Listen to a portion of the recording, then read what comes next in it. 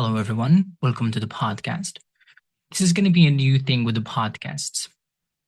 From now on, instead of topics, I will also talk about pronunciation lessons in the podcast.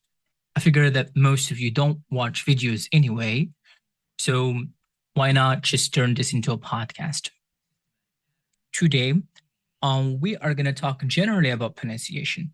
In future videos, I'm going to go into details with these lessons, but for now, let's just talk generally about it. Most of the worry of second to third language speakers is, am I pronouncing the words correctly? And oftentimes, the answer to that is no. Our educational system is built on a traditional way of teaching.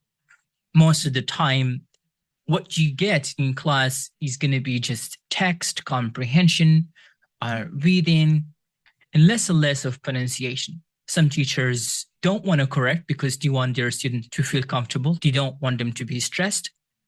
Some teachers do correct, but maybe overcorrect, which oftentimes leads students to shy away from participating altogether. And that creates a problem in teaching and learning as well, right? Now, you could learn vocab, structure, idioms all the way to a C1 level, but once you go out there, interact with native speakers, you would notice the difference. You will notice that you are not ready yet, right? Maybe because you haven't practiced authentically. Maybe you hear native speakers pronouncing words in a way that you're not used to, and you feel discouraged. Hopefully this podcast is gonna help you at least build that confidence in speaking, as well as a set of rules that are going to help you see patterns in words. From now on, whenever you encounter like a new word, instead of just absorbing that word as it is, you will think about it. Where do I stress this word? How do I pronounce it? Do I emphasize the last part of the word or the first part of the word, right? I know most of you don't really give much attention to pronunciation, although you want to. I've heard some of my students say it's just an accent. It doesn't matter if you speak with a Moroccan accent or French accents. The point or the important part is that you communicate. Yeah, that's true. You could just learn a language, doesn't matter what accent you're using, and that's it. If the message is delivered, then that's it. And it's a win-win situation. But I want you to strive for perfection. If you learn something, you learn it well. And when you are at a level where you pronounce words very well, your intonation is on par, stress is on par, you are going to have a huge boost of confidence. Something that I experienced myself. I remember back in the days, I used to have a very terrible pronunciation. And then I couldn't speak because I was afraid that if I try to speak, I'm going to mispronounce certain words, right?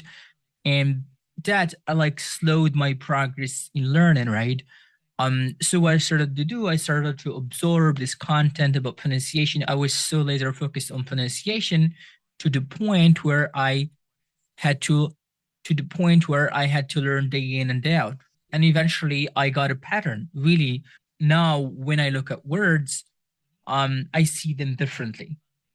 Let's look at a very simple example. Most people when pronounce the word cat, right? They emphasize the consonant. It depends on your native language. If your language emphasizes the consonant, you are going to try to emphasize the consonant. You are going to give more weight to the consonants. In English, the emphasis is always on the vowels. The vowels take all the weight of your pronunciation. So when you pronounce the word cat, the emphasis is on a, right? Not on k, cat, right? That's something to notice again with our pronunciation, the emphasis. Again, look, spot, spot, spot. Notice again, far, man, man, sit, right? You might not see it clearly, but I want you to try to pronounce, take a list of words that are, start with short words for now, right? And try to emphasize the vowel sound in that word. For example, tough, tough. The emphasis is on I want you to think about it this way. I want you to pronounce the consonants as if you are tiptoeing over the consonants. But when you pronounce the vowels, I want you to give more emphasis. I want you to do it as if you are stomping, like walking loudly, basically. That's a part. That's something to think about, right? Or again, take a list of words for practice. Take like a list of words. 10, 25. You can start small and then get better. And you can start small and later on maybe you can change that. It is important that you do the practice because theory is important, yes, but what's more important is the practice. You can know something, but when it comes to execution, you might not be able to do so. And language is all about execution. It's all about practice. If you practice a language long enough, you will be good at it. If you don't, you just forget about it. Something else I want you to think about is connecting your speech. Native speakers don't just speak word for word. That's going to be very robotic or monotonous. What I want you to do, I want you to connect. There are a lot of rules when it comes to connected speech, but we will look at one for now. Later on, we can talk about all of them, right? So for native speakers, if you have a lot of vowels together, right? For example, a word ends in a vowel sound and the next word also starts with a vowel sound. So what native speakers do, they try to insert a consonant between those vowel sounds to make the pronunciation smoother, especially if you're speaking rapidly, right? This does not, if you're speaking slowly, you might not use that connection, but most of the time, if you're speaking very fast, you need to do that connection, right? Look at this example, right? Look at this example. You and I. You ends in oo sound, right? And then the following vowel sound is eh, right?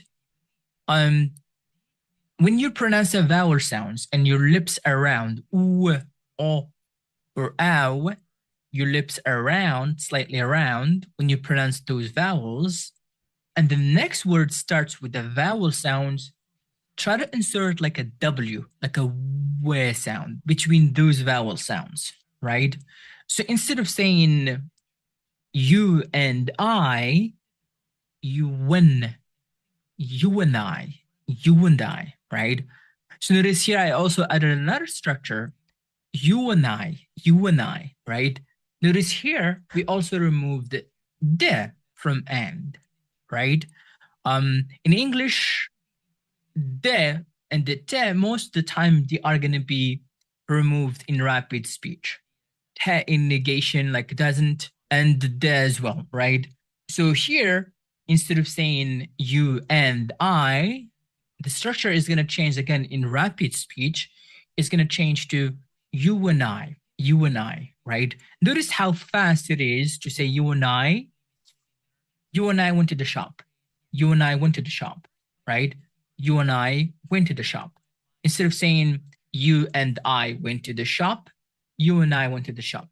Compare those two sentences and notice that the second one, you and I went to the shop, is very, very fast. Again, this is another rule to show you how you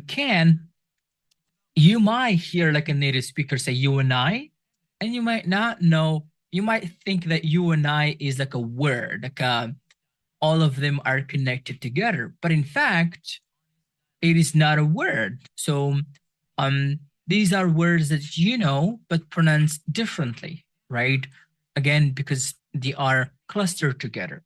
Hopefully, this gave you an idea about pronunciation rules and how they affect your communication, your hesitance to speak in front of native speakers, your inability to understand them, your ability to speak up, to be confident in certain settings, right? Again, once you grasp or have a good idea about these rules, later on, you don't need to think about them. They are going to become internalized, basically something that you don't need to think about to do, right? Same thing for math. When you learn math, you don't always think about the rules when you do certain equations. It just becomes internalized, so to speak. All right. Thank you for listening. See you next time.